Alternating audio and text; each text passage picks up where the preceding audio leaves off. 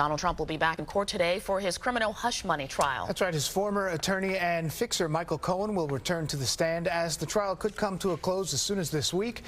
Good day's Robert Moses live from the courthouse in Lower Manhattan with the details. Robert, good morning.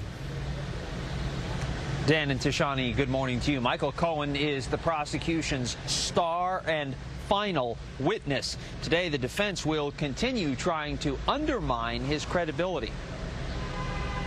Lawyers for former President Donald Trump will continue cross-examining Michael Cohen today. Last week, Cohen testified that his one-time boss had intimate knowledge of the hush money payments to Stormy Daniels, which are at the heart of this trial.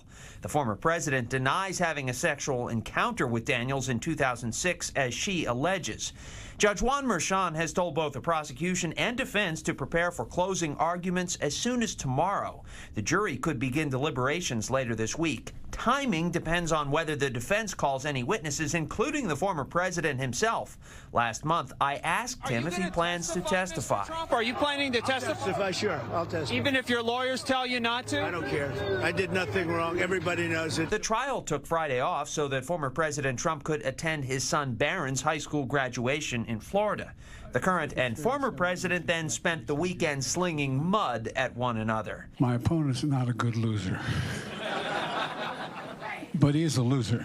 He's the worst president in the history of our country by far. Speaking at the National Rifle Association convention Saturday in Dallas, former President Trump suggested he could be a three-term president. And, you know, FDR, 16 years, almost 16 years, he was four-term. I don't know, are we going to be considered three-term or two-term? You tell me. Ronnie, what do you think? FDR was elected to 4 terms before the enactment of the 22nd Amendment, which restricts presidents to 2 terms.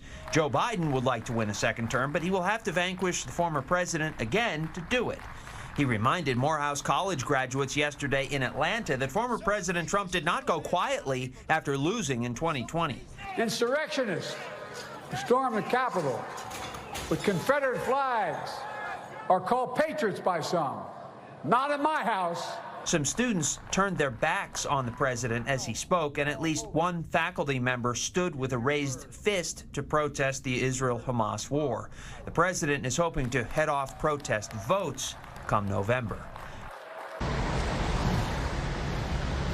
Former President Trump plans to hold a rally this Thursday night at 6 o'clock in Crotona Park in the Bronx, which isn't exactly Republican territory, but the former president has said repeatedly that he considers New York to be in play come November. In response, Democratic Congressman Richie Torres, who represents that area, said the South Bronx, quote, will not buy the snake oil that he is selling. We're live at criminal court this morning. Dan and Tashani, back to you. All right, we'll find out. Robert, thank you very much.